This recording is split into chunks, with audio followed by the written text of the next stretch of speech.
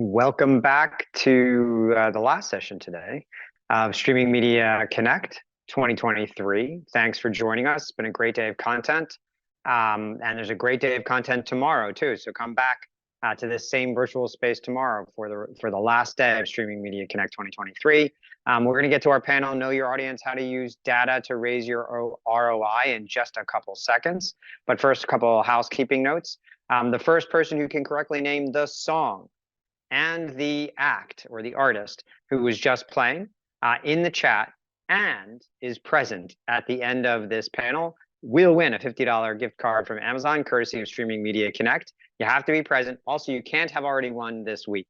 So three basic rules. Name the song and the act, be here at the end of the panel, and you can't have won previously. Secondarily, I want you to circle the date, May 20th through 22nd. Right here in New York City, 2024, Streaming Media NYC. That's right, Streaming Media comes back IRL, which means in real life, to New York City, the center of the universe. I will be hosting and chairing the conference. We are now accepting submissions for panelists and keynotes. Steve's going to put the link in the chat.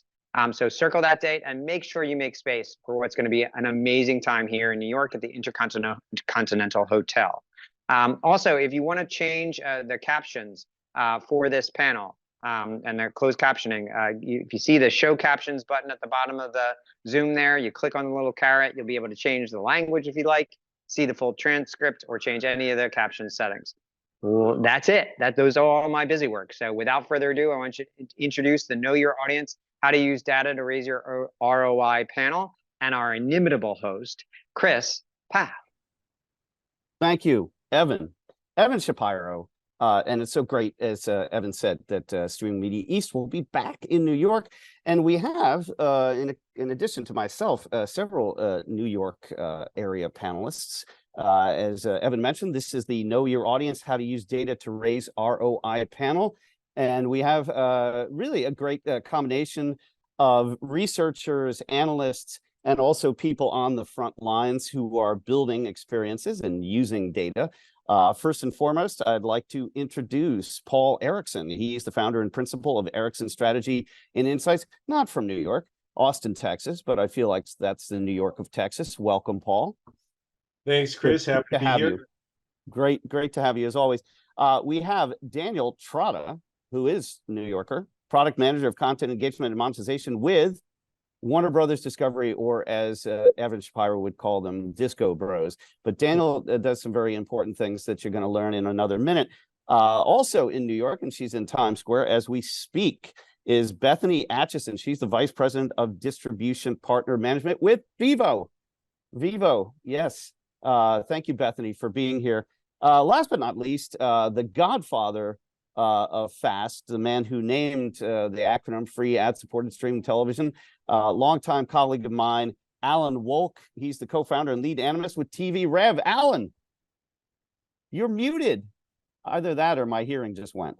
I am mute. Okay, I am now unmuted. Very good. Okay. Jersey represents. Yes, Jersey represents. If you mute one more time, you will mutate. So don't do that. Okay. So for all the Marvel fans out there.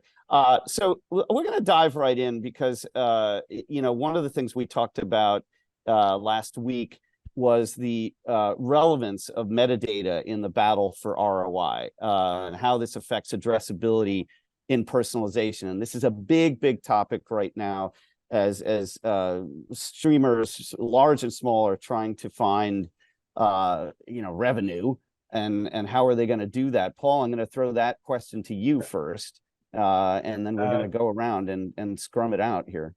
Sounds good. Well, thanks. Happy to talk on this. I'm actually, as a disclaimer, I'm opinionated on this, very opinionated. I think metadata is absolutely key, in my opinion, to multiple elements that either directly or indirectly tie to ROI. And so when we think about sustaining engagement, which is fundamental to retention and monetization, it's directly connected to personalization and search and recommendation. If we think about how efficiently you can target and address specific audiences, with your advertising, that specificity, it's aided tremendously by the metadata that helps advertisers understand the nuances of that audience that they're trying to hit. And I think that there's a lot of value ahead to be reaped by those parties that can effectively enhance and enrich metadata, typically using AI to help do so. And particularly when it comes to equalizing the level of metadata quality and richness in diverse libraries, right? That may be consistent or that may consist of new and legacy content, perhaps from different sources, such as what you might have in a fast channel. So on the other side of ROI, if you look at efficiency or cost reduction, I think metadata also helps you understand the specific nuances of portions of your content portfolio that are not performing well with their audience, and give you some insight into why, right, depending on the richness and quality of that metadata. And thus it can help you with optimizing your existing content portfolio and inform your future content acquisition strategy. So basically, right. Yeah. Basically, metadata is you're saying is really the linchpin. It's the DNA of everything. I wouldn't say it's the linchpin, but I would say it's vital. You know, it's good good metadata, it's table stakes, right? Great rich metadata is potentially a force multiplier for overall service ROI if you leverage it correctly. Right. And let's talk about fast channel. Bethany, I think it was last year, you were really responsible for creating the fast channel strategy for Vivo. Talk a little bit about that and how you're using data to amplify and pump up that ROI. Yeah, absolutely. So for anyone who doesn't know, Vivo is the world's leading music video network. We have over 800,000 music videos in our catalog across a variety of decades, across genres. So organizing our data is really important to keep track of all of that content. Agree with everything Paul was saying about how you monetize it, but we also really need to have clean metadata in order to organize, get through everything. We have a programming team that uses their expertise to program each of our individual fast channels, but they need to leverage AI and data to really comb through all of that and surface everything to them, because there's just so much content to go through. So for us, it's really tantamount to the success of our channels. Yeah, and I can see that. And of course, you've expanded so massively. Most people really knew you when you started out. That is, Vivo started out on YouTube. And it's just that there's really so much to handle there, particularly on the device side as well. And Daniel, you know, I think that's something that you touched to some extent. And of course, you know, let's talk about channels with Warner Brothers Discovery. Talk about how you're sifting through the metadata sands to enhance all things revenue. Yeah, I think listening to Paul a minute ago, one thing that came to mind is pause ads, which is a feature a lot of streaming services have. And metadata becomes a really big part of that, because say you're watching something like Breaking Bad and you pause on one of those moments in Breaking Bad where maybe you don't want somebody walking into the room, right? You also don't want an advertiser's ad to pop up over that. So to have, I know streaming services are working towards this, metadata that runs through the episode to show you when areas are safe and when they are not. It allows you to take this ad format and distribute it across more of your programming hours than you otherwise would have. So that's ROI, that's money in your pocket right there. And it's a better viewing experience than dropping this ad where it shouldn't be. Yeah, and Alan, I mean, you've written a lot about this in the past. I mean, what recently sort of stands out to you in terms of the state of metadata in where streamers are battling for engagement and retention? Well, just in general, I mean, metadata on TV sucks in ways that really haven't been invented yet for the most part. I mean, somebody like Bethany is really lucky with Vivo because they got to do it themselves because they have their videos.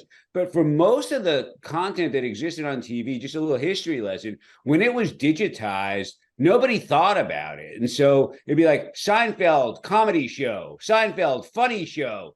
And like sometimes it'd be in all caps, sometimes it'd be in lowercase. The dog is very upset about that. And it's okay. It's okay. They're figuring it out. But they point being, it's really hard to kind of match it up And so there's been a lot of work being done. There's companies like Iris TV, which has sort of created a content tag that sort of tries to standardize it so that you know what's on. But it's a huge problem with advertising, what Dan was talking about, because a lot of times they don't really know what's going on. The good news is, everybody's aware of it and is moving to fix it, but it's way behind what's available on digital. Yeah, and by the way, never follow kids or dogs. And now we've got one in the mainstream here. But I think what's also interesting is that you've got a moment in time where AI should be able to help sort this out. And back to Paul's point, and also what Bethany was saying, again, we've now 19 years into understanding this concept called the long tail, and of course engagement and maintaining customer loyalty and just eyeballs in general is the battle du jour. But I'm just curious from all of your perspectives where you see AI working. And by the way, Alan mentioned Iris, which of course has its flavors of AI. So Bethany, I'm going to throw that one to you first. Yeah, so like I was saying before, we generally use AI for just combing through all of the mountains of data that we have across our different channels, our different platforms. We definitely believe in the importance of the human element of creating our programs on our channels. So we're really not leveraging that to create the content, but we are using it just to make sure that everything is being surfaced. And that also enables us to surface new artists that might not be top of mind for everyone watching, but because the data is organized so cleanly, we're able to find rising artists who are new in hip hop and put them on our Vivo hip hop channel and give them a platform and give them an opportunity to be seen in a CTV environment. Yeah, which is and Daniel, I'm sure you've got some homegrown AI that you use in addition to any other major vendors that you might use. Talk about some of your war stories in trying to implement AI to know thy audience better. Yeah, a lot of what you see on a streaming homepage is personalized to you and your past viewing behavior and what similar viewers to you have viewed in the past as well. The human element there that still is really vital is pointing the algorithm in the correct direction. So that's setting the key input and key output metrics and determining, are you going to optimize for the most active viewers you can get on your service in a given day? Are you going to optimize for the most viewing hours you can get on your service in a given day? Are you going to optimize for the frequency with which users come back in a month? These are all that gets fed through the pipeline that ultimately becomes what the user sees, but that's the fundamental question to kick everything off each time. And yeah, and I think that certainly this will get better and better, but you've got to do that for also millions of viewers and also devices as well. Alan, AI, just a few words from you as to where you see this either failing or what incremental steps to adding and aiding the service provider. Yeah, I think AI is going to be a huge game changer. We're already seeing it now. There's companies out there like iBuy and Curve that are actually even able to go through and identify what's going on in different scenes. So the sort of thing that we always talk about is nobody wants to run their funny commercial during the funeral scene of a show. And it's been very hard to kind of identify that. And now they're able to do that, to sort of understand the emotions, and even other things, like if I'm Cadillac and Matthew McConaughey is in a scene, I want to run my ad there because he's in my ads too, so it creates a nice synergy. So all that kind of stuff, and then even understanding what sorts of shows viewers like, and sort of being able to more personalize their feeds. That's going to be huge. I'm sure Bethany, you guys are probably thinking about that with Vivo, because hey, here's a way to kind of, that worked for Spotify, and it's such a natural fit. But even with longer form stuff, it's just such an exciting time, and the ability to do this is just going to be incredible. Yeah, I mean, we've seen this, over a number of years, particularly in Europe with companies like VN Labs working with Viaplay and others, more on recommendation and curatorial things. But Paul, since you brought it up earlier about the holiness of metadata, I'm just curious in terms of things like ad frequency and ad fatigue. Talk about how that needs to be solved and what you're seeing in terms of solutions that way. Well, certainly, I think AI will help in that. But I guess my thoughts on this, ad overload and poor targeting, they're always going to be a net negative for engagement or retention, which then obviously impacts your ROI over time. My thought on this is, content is the lifeblood of any video operation, whether that's traditional broadcast, a streaming service, fast channel, what have you. And it can make or break the economics of your service. The right content brings people in, keeps them there, and brings them back, of course. But running out of content leads to them churning or dropping off. Spending too much on that content, no matter how good and relevant it is, will put you upside down ROI wise. So, today I think we're finally seeing serious judicious review of content spend when it comes to acquisitions and commissions to ensure that overall content budgets are being used efficiently and profitably.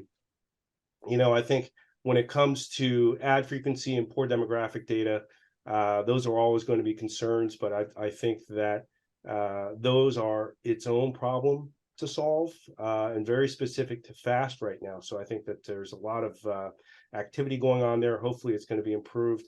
And it is improving, but I think first and foremost, the level of content that you have, and that, let me reword that, to make sure that you are spending your budget judiciously on the right kinds of content, and whether that's an original commission or you're licensing it, I think that's still going to be fundamental to your service success.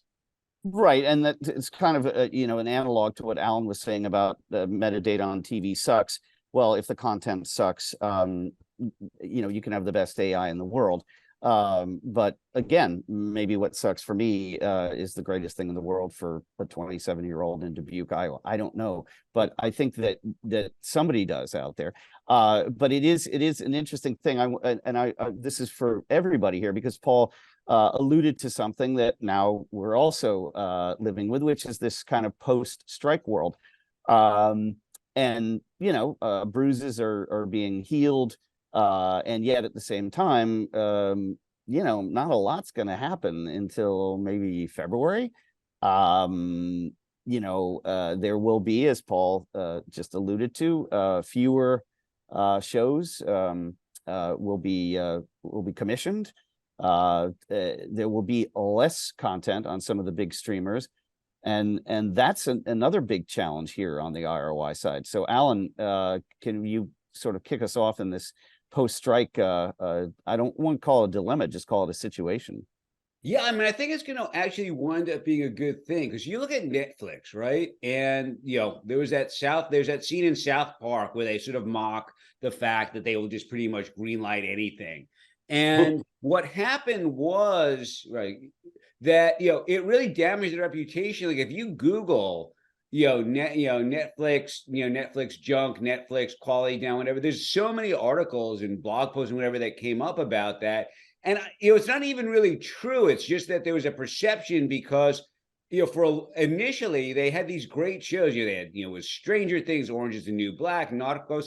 And then suddenly you have like a whole range of stuff that's, that's aimed at the masses and just not very well thought out, not very good. And it really created this perception that the stuff, what's out there isn't really great. So I think as they start concentrating more on quality and less on quantity, that's going to redound to their advantage. I think one of the things that we're going to see, if not next year, but eventually, is a return to longer series. In other words, these 25 episode seasons. That's something that I think everybody's realizing, we don't get syndication that way. Like everybody loved Ted Lasso, but there's 36 or 40 episodes, and that doesn't do it versus a Friends where there's 200 some odd episodes. And so but there were only 39 episodes of The Honeymooners, so remember that. Yes. So Ted Lasso's in good company there. Right, but they still need these long, they still need these long series that go on for 10 years and that, become a part of people. They may not have the same quality, but they become a part of people's lives. And that's a really important thing too. So I think we're going to start to see a return to that as well. Well, Daniel, I mean, you're all about quality, and you've got it in abundance. But at the same time, yes, there will be less probably on Max or whatever it's called next year and other things. But it's an interesting thing that you have because, of course, I watch some of your trailers and it's like Tony Soprano and Chip and Joanna Gaines. So there's an interesting mishmash here. And yet great quality. So, I mean, but yet you have to keep people watching. So, I mean, what's your look at that quality view from the technical side of the fence? First of all, I fully endorse and am hopeful that Alan is right. That opinion is exactly what I personally want for the future of television. My fear is that what we make today isn't going to be interesting to people 10 years from now. And so there will be no Parks and Rec, Suits, etc., the things from 10 years ago that we're watching today. To the quality, quantity side of things on Max, I think one really interesting example during the strike was a deal that Max did with AMC Plus to bring some of AMC Plus's content over onto Max for a couple of months in a promotional capacity. We got the full run of a handful of series, and there were bumpers, I believe, before each episode promoting AMC Plus. And we had this really nice synergy of new content coming to the platform at a moment where we were otherwise light, that aligned with things that users were already deep in the library watching. So if you were a True Blood viewer, or if you were a Vampire Diaries viewer, something like Interview with a Vampire or Fear the Walking Dead or A Discovery of Witches fell right into your zone and right into your lap on Max in September and October. What's, I think, interesting there is the disparity. True Blood's HBO,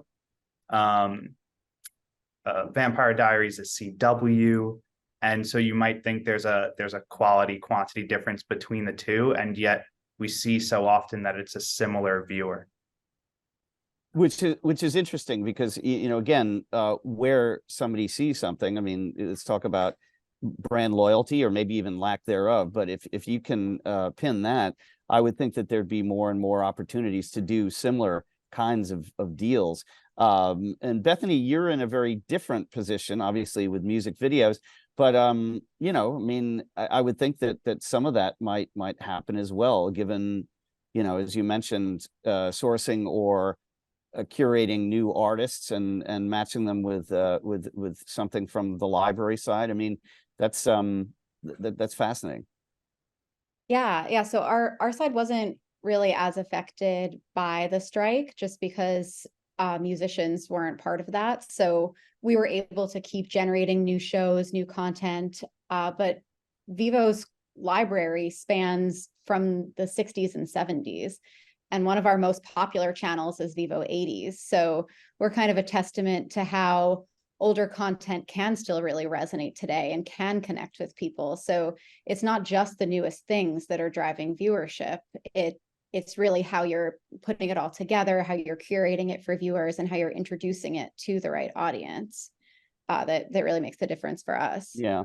And one of the streamers that's not on this panel is Paramount. And of course, they own Viacom, which owns MTV, and they don't show music on MTV anymore. So if you want that, go to Vevo and you can see the 80s stuff that was on MTV in the 80s, and you can see it on Vevo and remix it and then find other cool stuff from the 20s, because we're now in the 20s.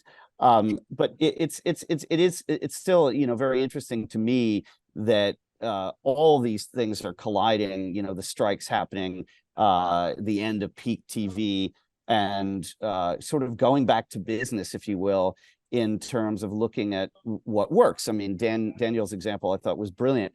And Daniel also mentioned that, yeah, we don't have the syndication plays that we used to anymore. I mean, so are we going to see more long series? And Paul, what do you think about that in terms of how people are really planning, particularly on the AVOD side as well? I mean, because that's upfronts are coming up right around the time of Streaming Media East, by the way. So right. Well, good plug there. I think on the issue of the strikes and how it's kind of affected content strategy and so forth. I think AVOD or not, or let's say business model agnostic. Obviously, great content is always valuable to bring people in and keep them in the subscriber fold from the service perspective. But if you're not able to commission that great content, we have a situation now where the strike perhaps is allowing the industry to sharpen its skills in a different area, and by that I mean not all great content in your portfolio needs to be original commissions, right? You can license also, and you can particularly leverage some amazing content from around the world if you internationalize it properly or it's already internationalized. And as your audience base over time gets more diverse and retaining them as a business gets more important, licensing gives you a lot of agility to make sure you're serving or super serving all of those particular nuances of those unique audience segments. So I think, whether you are, putting content in the portfolio for an AVOD service or SVOD service or fast channel, you still need to have some level of content agility, but that content spend can shift from being prioritized on, less on the original commissions end, especially if there's a strike going on, and more towards very prudent licensing of content that's going to serve those particular audience segments. And I think that, again, maybe alluding to, what Alan said, where it's a time of opportunity and growth for the industry. This is an area where the industry is sharpening up its skills right now. Yeah, and speaking of fast channels, so 70% of fast channel viewing is on connected TVs, and that's part of the research side of things that, and Alan, I'd love for you to start talking about this. I mean, talk about another great opportunity. The glass does matter, not that it necessarily didn't, but I think it matters a lot more now. Samsung TV Plus, well, Samsung is also a manufacturer, Vizio, LG ads. Talk about CTV in the broader sense of knowing thy audience through all this great data that's available in the CTV world. Right. Well, the TV OEMs have made their fast services sort of the centerpiece of their experience. So you turn on the TV and that's what you see is their fast service. And I suspect that most people don't equate that with something like Pluto, which is a separate, or Roku, which is a separate, Pluto, which is a separate app, or Tubi. This is just the cool stuff that I get for free when I turn on my TV. It's also, they mix in the subscription services in there, but it's a really smart way to get engagement. It's also a really smart way to raise revenue, because they can allow the Netflixes and Maxes of the world to promote their shows right on the home screen. And it looks like it's very personalized. It's sort of very similar to when you go to your Amazon homepage, and I suspect most people don't realize, like, oh, those are actually paid, as opposed to, oh, nice Mr. Bezos knows I like coffee, and he put some coffee mugs on my homepage. That's so cool. I might buy one. It's same thing. It's like, oh, they know I like comedy, so they're recommending comedies to me and don't even get the transaction, which is great for everybody, right? So it's all good. Well, it is, and you mentioned Amazon, of course, has Freevee.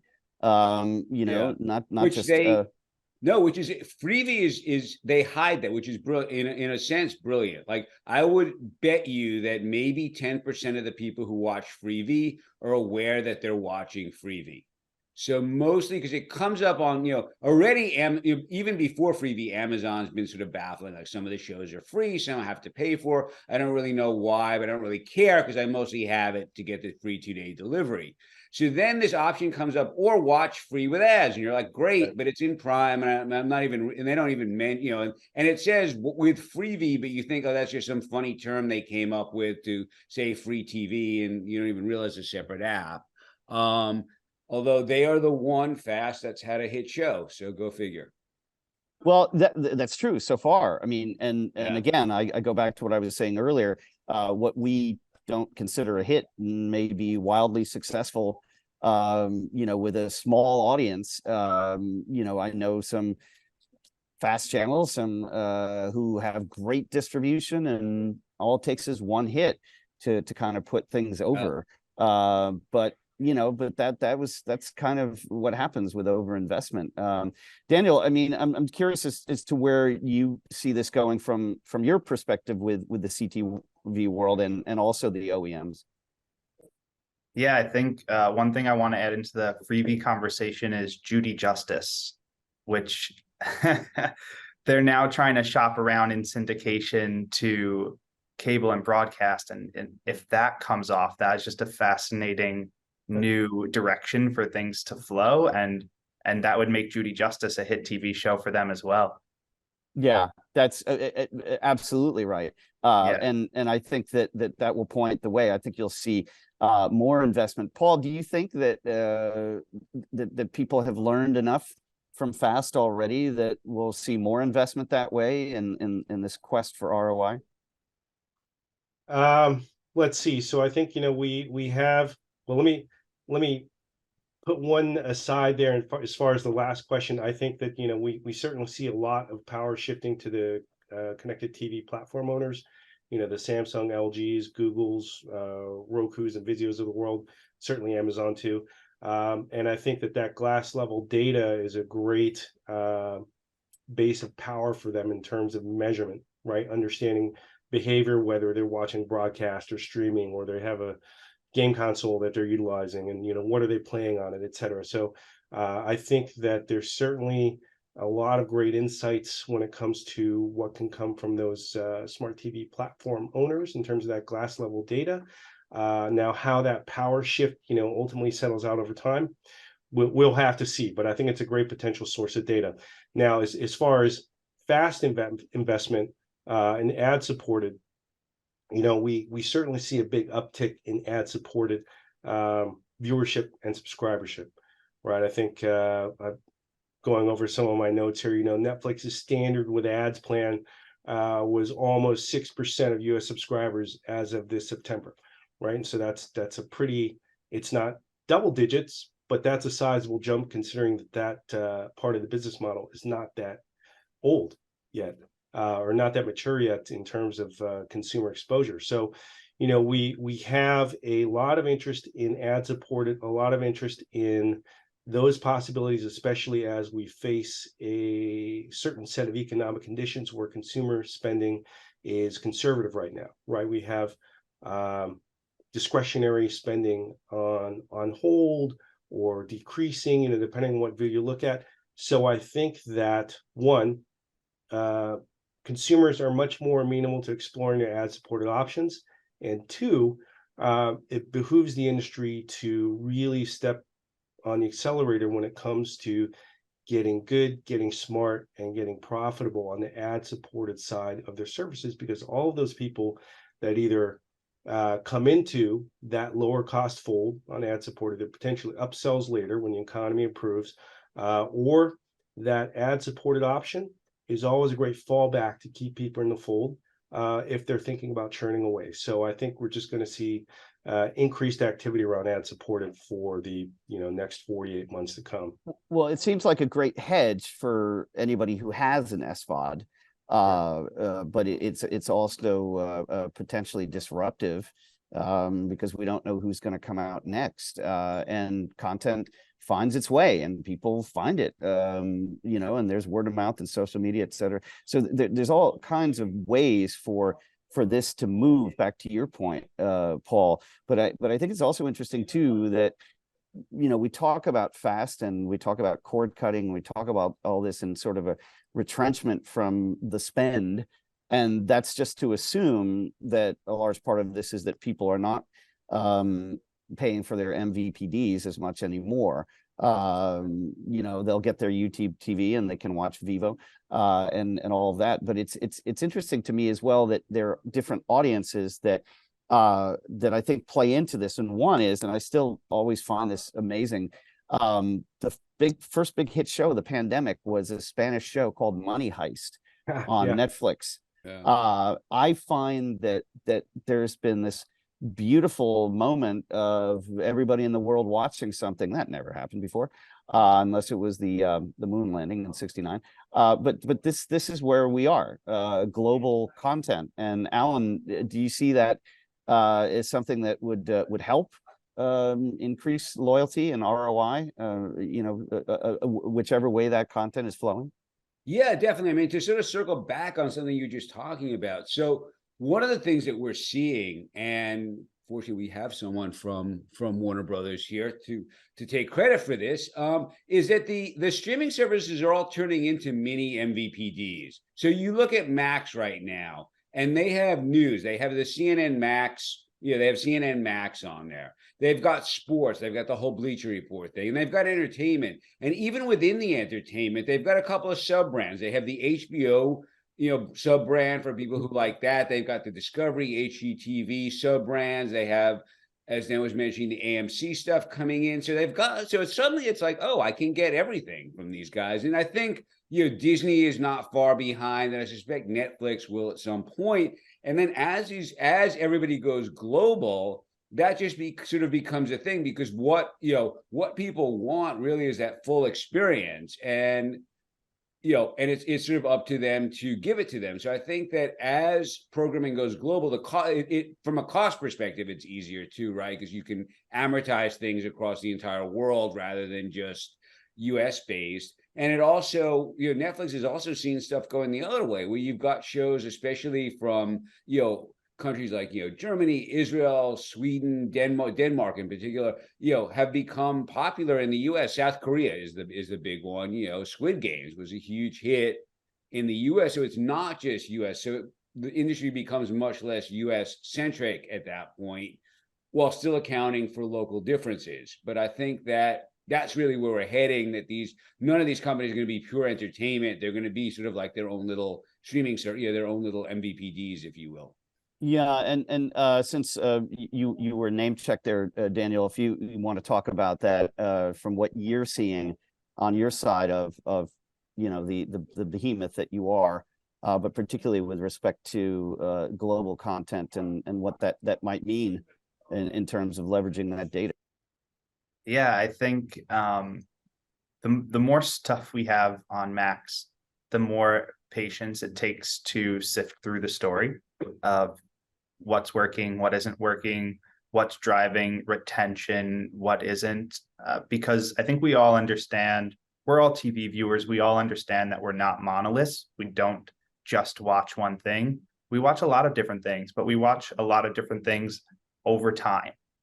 So the question is, over time, how do these elements, the Discovery of it all, the HBO of it all, CNN, Bleacher Report, sports, how do these things play together to make it a one-stop shop like Alan's talking about? And then opening up the two-way door of international. What content can be sourced internationally, and what markets can we grow this brand in internationally? It's a huge runway of growth for, I have no idea how long, but it's so incredibly complicated and takes in all of the things we've already discussed, metadata not being least of those. Yeah, and I think that again, we look at, as Alan mentioned, the different genres of Korean content, Nordic noir, and we haven't even really talked about yet what we're about to. One of the most loyal, certainly the most brand loyal sectors and demographics in the United States, which is the Latino market. Let me just one other, just ahead. quickly jump in.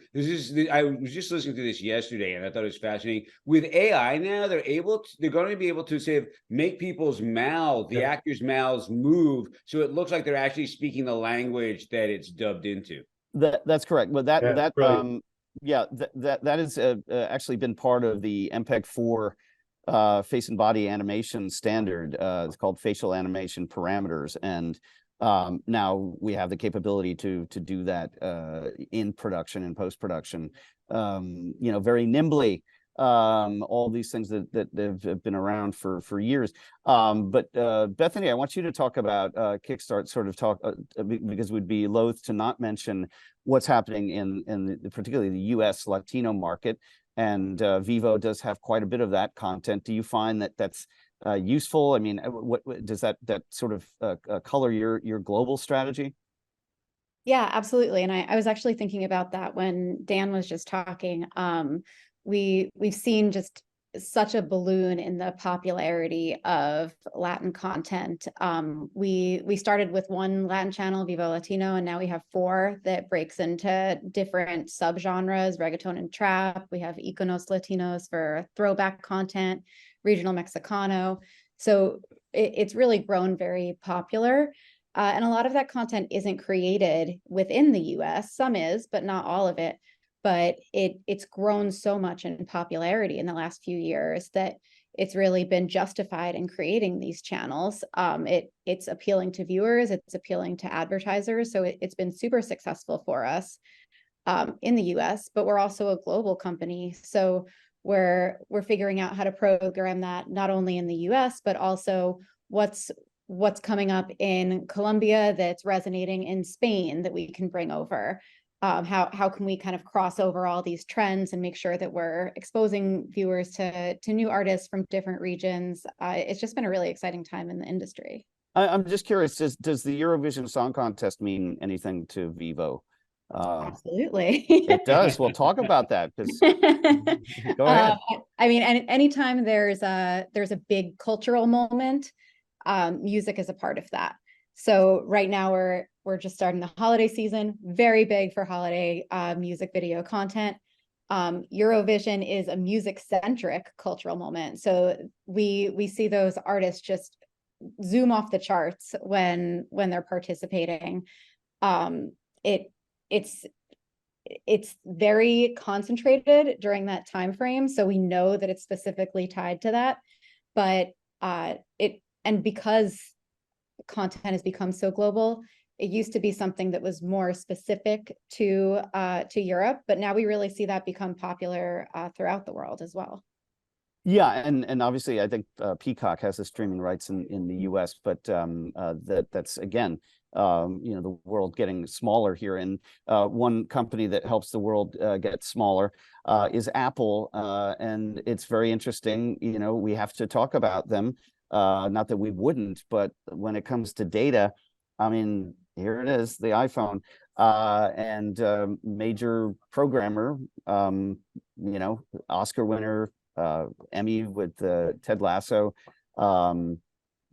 great content. I disagree with anyone who says that they don't have great content. I think they've been around as a streamer for how many years? 4, 5? Alan, keep me honest. Great track record.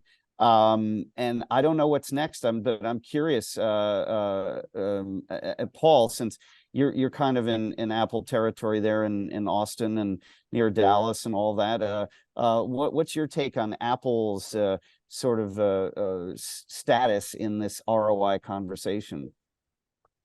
I think that it's an interesting question, obviously, because they didn't start out in this business, right? And they have certainly looked at Apple TV Plus and a lot of the original content commissions originally perhaps as a value add to help keep people in the Apple fold and the larger ecosystem picture, et cetera, et cetera. But I think as time has gone on and they've gotten more and more serious about having a good standalone service on its own merits, on the merits of its content portfolio as well. We've seen them get more serious about making sure that, one, that they're maintaining a level of content quality that they think represents the brand. And I think over time, we will see how they adjust any of their pricing strategies, right? In terms of agility to adapt to market conditions and perhaps a changing consumer taste for streaming at a certain value level or perceived value level.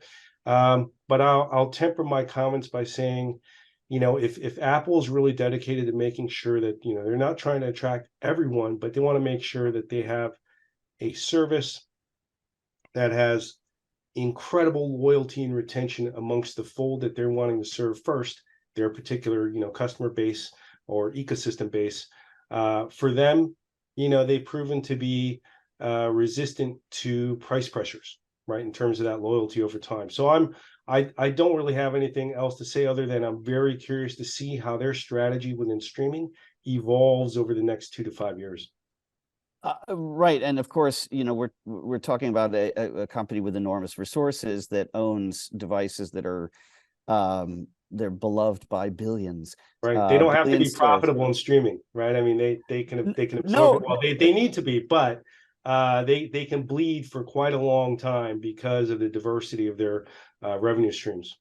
Yeah, and Alan, what's your take on all of this with Apple in terms of the data play for ROI?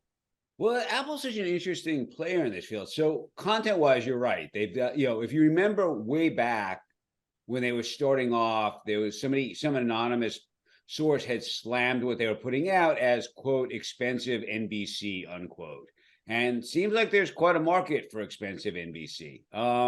So that wasn't too bad. But from a content perspective, they don't have any library yet. They have very little library content. So you're on there to watch Ted Lasso or Acapulco or whatever show you're watching on there. And then that's it. Like, there's not a whole lot else there, which seemed initially that they're like, yeah, this is just a marketing play for us. And then, and then they've been adding live sports, which obviously is a way to get their advertising in there because all sports programming has advertising in it. So that was kind of a neat little back end. What I'm most curious about them, though, is their hardware play. So they seem to have miscalculated for a number of reasons. I think they thought a lot more viewing in the US was going to, and in Europe was going to happen via the smartphone. And then the prices of TVs dropped in no small part because they all introduced, their own FAST. So they're able to keep that, gave them that additional revenue stream, kept the price down.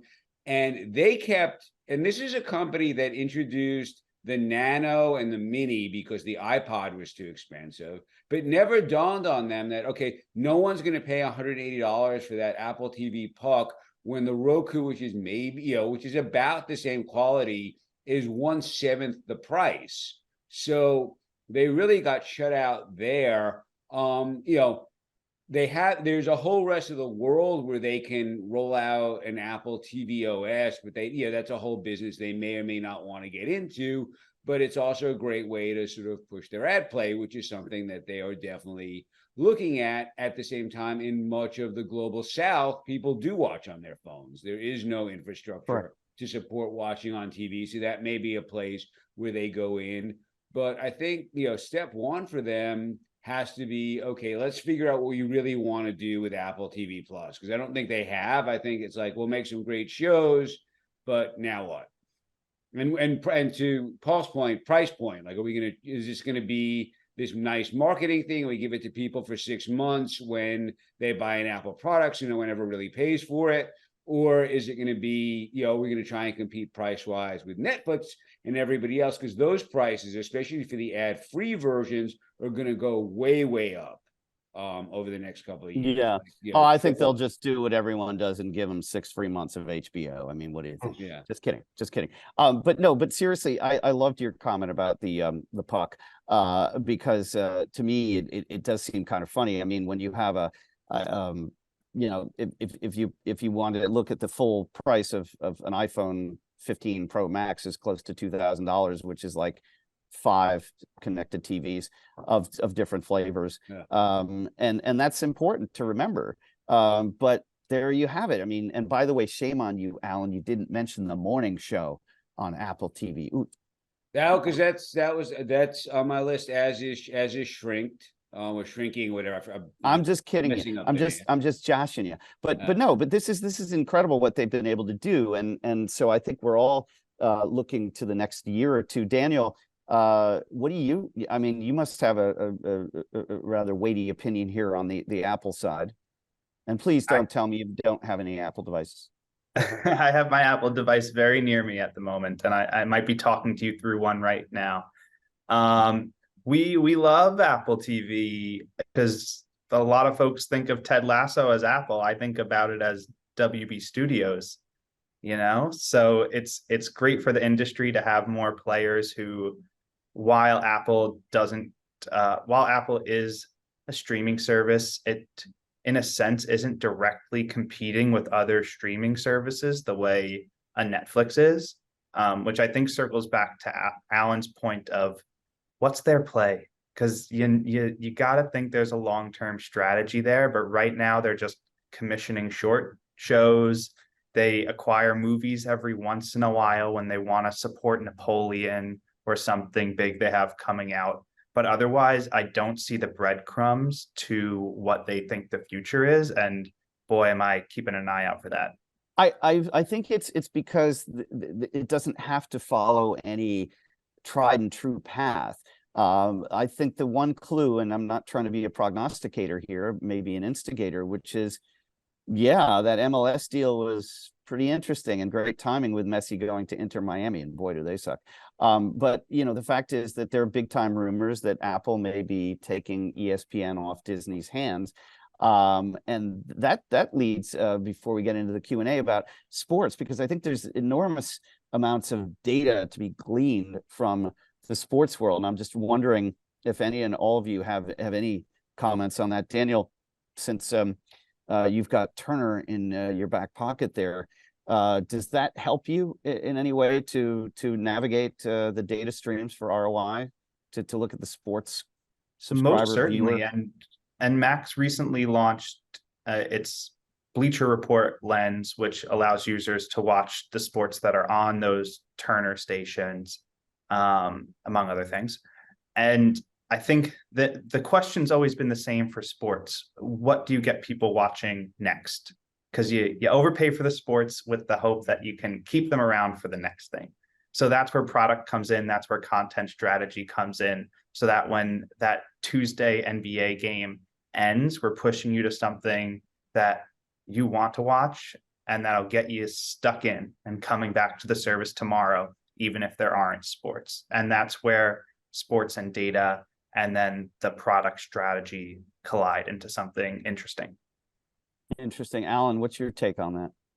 Well, I think the coolest thing about sports is that it's a way to reach, there's this subset of people who are very desirable for certain advertisers who pretty much subscribe to the ad-free version of everything, have ad blockers on their browser, and the only places that they see ads are on live sports, because live sports by their nature have advertising on them. And I think it's going to make the value of sports rights really valuable. It's also a way that the Apples and Amazons are able to kind of sneak in advertising in their TV as sort of practice, if you will, because again, that's, it's sort of there. People expect it. People don't mind it. It's better than listening to the announcer blather on during a timeout or whatnot. And in that sense, I think it's a really valuable, really valuable. And I think we're also going to start seeing a lot of sports come on. It's not just going to be the big four. There's a lot, the various fast services can pick things up. Pluto broadcasts the CrossFit games and things like that, where you have a whole lot of stuff that's, a little bit niche, but still is able to get an audience. And that's all going to be on TV. Yeah, interesting. Paul, your take on the sports ROI data question?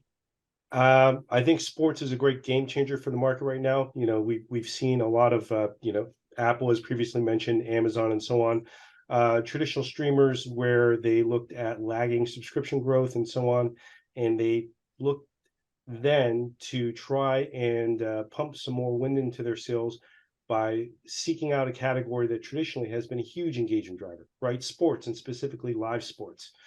And that is now, similar to what Dan mentioned, that can be leveraged both in terms of the viewing of the sports itself when it's, in game or in session, and then how can you leverage that extremely high engagement audience for what comes after, right? Do you introduce them to something, or do you put anything else that's analogous after that and really keep them engaged?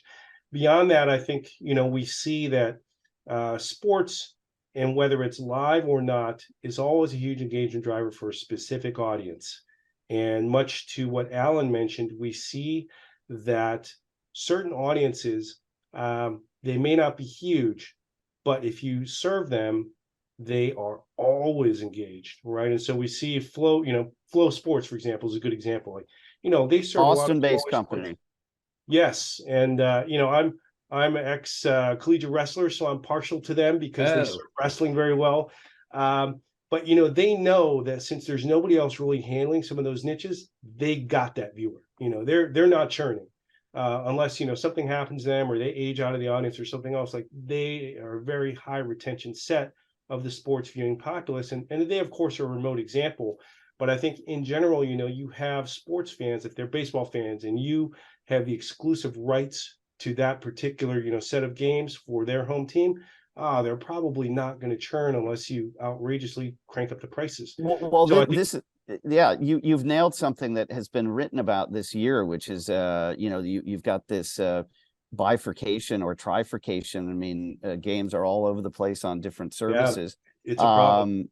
But one of the biggest, before we turn it over to questions, sort of tentpole nights, if we will, is Thursday Night Football, and Amazon's got that, and just a brilliant play, I think, in terms of their sports data push.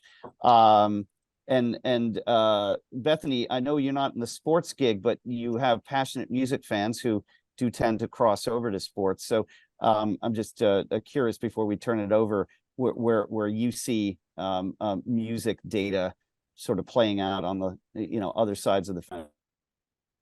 Yeah, I'd say there's two main ways that we're impacted by sports. Like you said, we are not sports content in any way, but music really plays into sports. It helps get you amped up. So we do have sports-based programming on our channels on the weekends, a tailgating block to get you in the right mood. The Super Bowl is one of the biggest cultural moments in America every year. So we do a lot of programming around that. The halftime show, getting ready for Usher's performances. Rihanna saw an enormous boost last year on Vivo. So music really does play into all of that as an experience.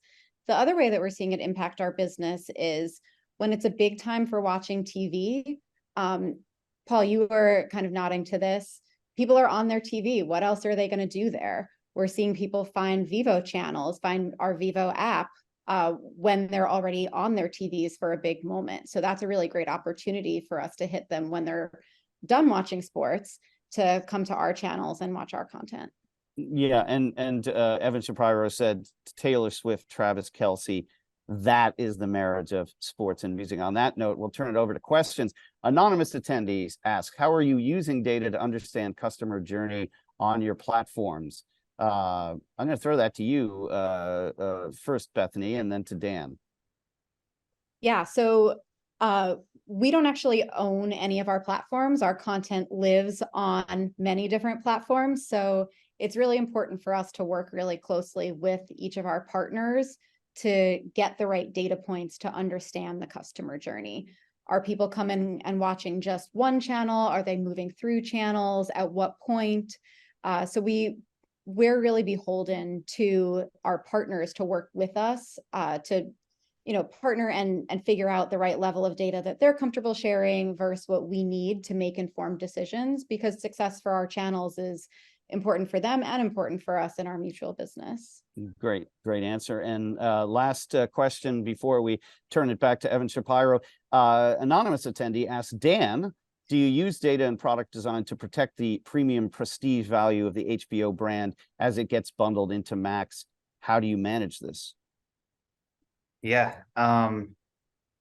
Yes, and it's hard, and product can only do so much. So basically, you don't want to gate. You're not gating users from jumping between Guy Fieri and Game of Thrones.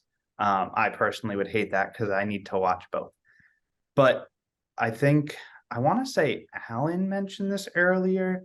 We have separated the brands into distinct hubs within the app so that if you do only want to see the HBO style content, you can go to HBO's page and get that all served to you at once. And a good thing about personalization is it does kind of funnel you in based on your behavior. So if you're only watching TLC stuff, more and more of your homepage is going to become that TLC stuff. And those are kind of two basic ways. And within that, there are a million smaller features that where we can kind of iterate on that idea. Great. And Guy Fieri in Game of Thrones, great way to talk about how you use data to increase ROI from the HBO Max side. I call it HBO Max, it's Max. But thank you, Dan Trotta, Alan Walk, Paul Erickson, Bethany Atchison. I'm Chris Pfaff. Back to you, Evan Shapiro. Yes, thanks, Chris. Great panel. Guy of Thrones, the crossover event everyone's waiting for. He's here all week, folks. Thank you. I am here all week, which is a reminder that we have a whole day of great programming tomorrow. Come back, I think, starting at 10 a.m. for our first panel tomorrow. How to maintain 5 nines delivery to global audiences. Remember to circle your dates for May 20th through 22nd, 2024 for Streaming Media NYC right here in New York City, the city that doesn't sleep. No one got the song and the act right in this chat, which is interesting. I think it's the first time since I've been attending that happened. It was Metropolis by the Pogues. But we then picked by random who won. And so the winner of the $50 gift certificate from Amazon is Nora Ryan. Congratulations, Nora. Steve will be sending that to you. As a reminder, all the content from Streaming Media Connect 2023 is starting to go up on the YouTube page right now. Steve just, he has put the link in the chat here at some point. Check out panels that you may have missed. Check out panels you loved and you want to watch again. And we'll see you tomorrow at 10 a.m. Thanks so much, everybody. Great panel. Have a good night. Yeah. Take care.